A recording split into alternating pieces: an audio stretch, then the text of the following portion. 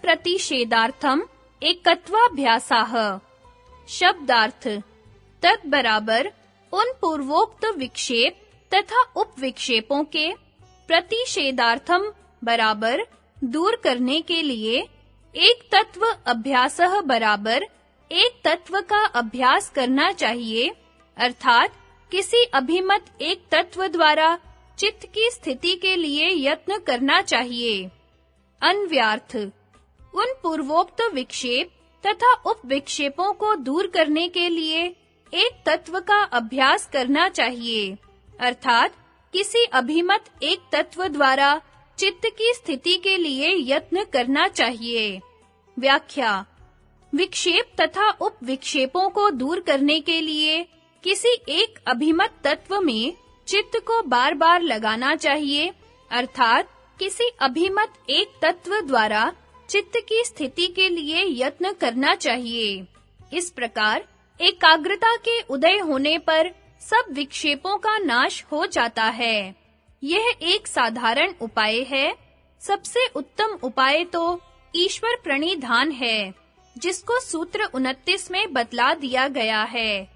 योग वार्तिककार विज्ञान भिक्षु तथा भोज वृत्तिकार ने इस सूत्र में एक तत्वाभ्यास से किसी इष्ट अभिमत एक तत्व के अभ्यास का अर्थ ग्रहण किया है, और वाचस्पति मिश्र ने एक तत्व का अर्थ प्रधान तत्व और प्रधान तत्व को ईश्वर मानकर ईश्वर प्रणिधान का अर्थ ग्रहण किया है। असंप्रज्ञात समाधि से पूर्व ईश्वर प्रणिधान का फल विक्षेपों की निवृत्ति सूत्र 29 में बतला दिया है। पुनः उसी बात का निर्देश करने के लिए एक नए सूत्र की रचना अनावश्यक है। इसलिए एक तत्व से किसी इष्ट अभिमत तत्व का अर्थ लेना ही ठीक हो सकता है, और सूत्र 34 से 39 तक जो चित्त की स्थिति के उपाय बतलाए हैं, इनका इसी सूत्र से संबंध है। टिप्पणी इस सूत्र में व्यास भाष्य के आधार पर वाचस्पति मिश्र आदि बौद्ध धर्म के पश्चात के कई भाष्यकारों ने क्षणिकवाद मत को हटाकर सो अहम मैं वही हूँ इत्यादि प्रत्यभिज्ञा से चित्त की स्थिरता सिद्ध की है, अर्थात एक ही चित्त अनेक विषयों का ग्रहण करने वाला है, नहीं तो जिसको मैंने देखा था उसी को स्पर्श करता हूँ, यह ज्ञान न हो इत्यादि निरूपण किया है। सूत्र की व्याख्या में इसका प्रसंग न देखकर तथा विस्तार के भय से वहां न देकर पाठकों की जानकारी के लिए उसको यहाँ लिख देते हैं। बुद्ध भगवान के शिष्य क्षणिक विज्ञानवादी योगाचार के मतानुयायी जो वैनाशिक लोग हैं, उनके मत में सब पदार्थ क्षणिक हैं। जो वस्तु एक क्षण में होकर दूसरे क्षण में नष्ट हो जाए, उसे क्षणिक कहते हैं। उन वैनाशिकों के मत में चित्त भी क्षणिक है, प्रत्यय मात्र है, अर्थात निराधार विज्ञान मात्र है, और प्रत्यर्थ नियत है, अर्थात क्षणिक होने से एक विषय को ग्रहण करके चित्त नष्ट हो जाता है और अन्य विषय में गमन नहीं कर सकता। फिर दूसरा चित्त दूसरे को ग्रहण करके नष्ट हो जाता है। इसी प्रकार एक-एक विषय का विज्ञान रूप क्षणिक चित्त भिन्न-भिन्न होता है।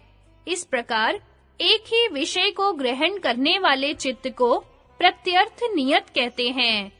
ऐसा क्षणिक प्रत्यय मात्र प्रत्यर्थ नियत जो चित्त है, वही आत्मा है।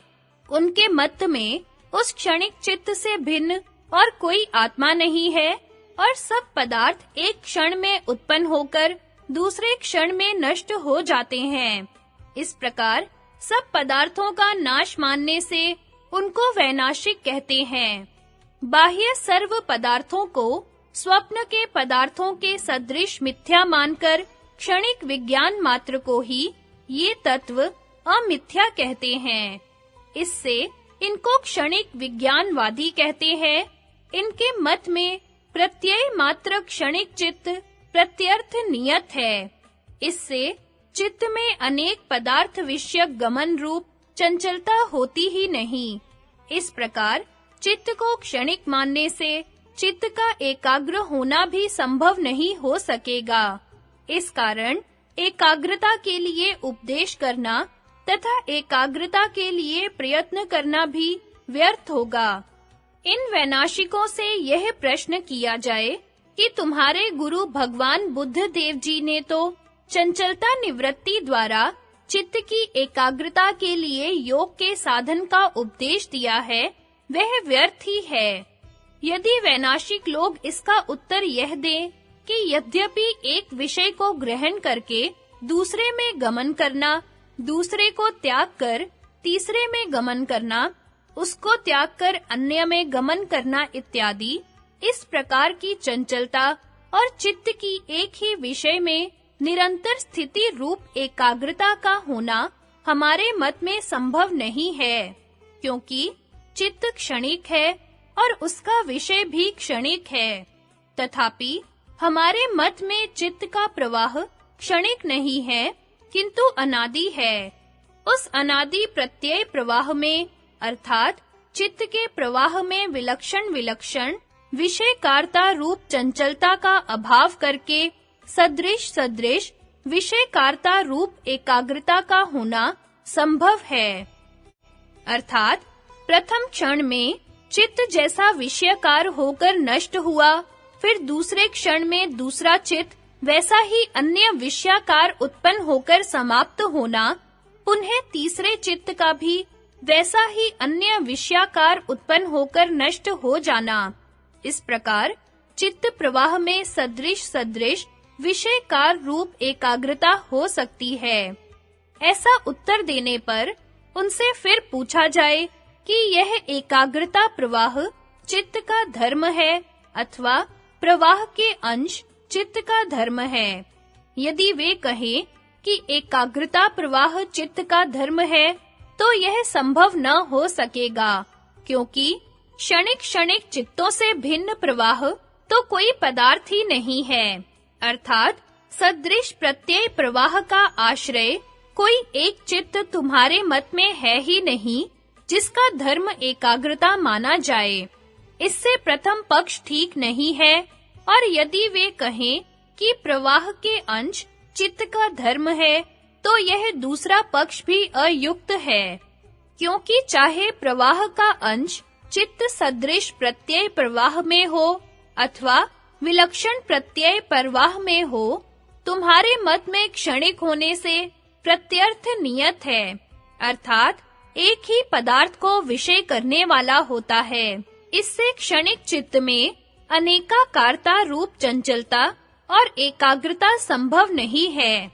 इससे चित्त में चंचलता के और एकाग्रता के असंभव होने से चंचलता के निवृत्ति पूर्वक एकाग्रता के लिए तुम्हारे गुरु भगवान बुद्ध देव जी का उपदेश फिर भी व्यर्थ ही सिद्ध होता है। इसलिए प्रत्यय प्रवाह का आश्रय एक स्थायी चित्त मानना ही योग्य है, जिस स्थायी चित्त का धर्म एकाग्रता संभव हो सके। और यदि प्रत्यय प्रवाह का आश्रय एक चित्त न मानकर भिन्न-भिन्न क्षणिक प्रत्यय रूप ही चित्त उत्पन्न होना माने, तो पहले अन्य चित्त के किए हुए कर्म का पिछले अन्य चित्त को फल किस प्रकार हो सकेगा? जैसे भंग पीने वाला चित्त तो पहले ही नष्ट हो गया, और जिसने भंग नहीं पिया उस दूसरे चित्त को नशा कैसे होगा? और यदि यह कहें कि जैसे पुत्र के किए श्राद्ध का माता-पिता को फल होता है, और जैसे पुत्र में तेजस्विता, वीरता आदि गुणों के लिए पुत्र के जन्म आदि में पिता के किए वैश्वानर यज्ञ का फल पुत्र को होता है, वैसे ही पहले अन्य चित्त के किए हुए कर्म का पश्चात अन्य चित्त को फल प्राप्त होगा, तो यह भी संभव नहीं है, क्योंकि पुत्र पिता आदि का परस्पर जैसा जन्य जनक भाव संबंध है, वैसा पूर्व उत्तर चित्तों का जन्य जनक भाव संबंध होता तो ऐसा कह सकते थे। परंतु तुम्हारे मत में तो पूर्व उत्तर चित्तों का जन्य जनक भाव संबंध नहीं है, क्योंकि पूर्व चित्त के नष्ट होने पर उत्तर वाला चित्त उत्पन्न होता है, और क्षणिक चित्त से अपनी उत्पत्ति विनाश के अतिरिक्त और कोई व्यापार हो भी नहीं सकता। जैसे पिता के निमित्त पुत्र श्राद्ध करता है, तो पुत्र के किए श्राद्ध का फल पिता को प्राप्त होता है। वैसे मैं भंग पीता हूँ, मेरे नशा होने के पश्चात इसका नशा उत्तर वाले चित्त को हो। इस प्रकार पूर्व चित्त उत्तर चित्त के निमित्त कर्म नहीं करता है, तो उत्तर वाले चित्त को फल कैसे प्राप्त होगा? इसलिए ये आपकी युक्तियां गोम्य पायसी अन्याय से भी अधिक अयुक्त हैं, क्योंकि गोबर और पायस की तुल्यता में तो गौ से उत्पन्न होना हेतु है, परंतु अन्य चित्त के किए कर्म का अन्य चित्त फल भोगता है, इसमें तो कोई हेतु नहीं है। गोम्य पायसी अन्याय यह है कि जैसे कोई कहे गोम्य और पायस ये दोनों तुल्य ही हैं, क्योंकि ये दोनों गौ से पैदा होते हैं। यदि क्षणिक प्रत्ययों के प्रवाह का आश्रय एक चित्त न माने, किंतु क्षणिक प्रत्यय मात्र ही चित्त माने, तो पहले एक चित्त से देखे पदार्थ का अन्य दूसरा चित्त समर्था कैसे होगा? क्योंकि जो जिस पदार्थ का दृष्टा होता है, कालांतर में वही उस पदार्थ का समर्था होता है। तुम्हारे मत में दृष्टा चित्त तो पहले ही नष्ट हो गया, पश्चात अन्य चित्त कैसे स्मरण करेगा? अर्थात आपके मत में कोई स्मृति नहीं होनी चाहिए। और यदि प्रत्यय प्रवाह का आश्रय एक स्थायी चित्त न मानकर क्षणिक प्रत्यय मात्र चित्त को ही आत्मा मानोगे, तो स्वात्मा के अनुभव का भी खंडन प्राप्त होगा।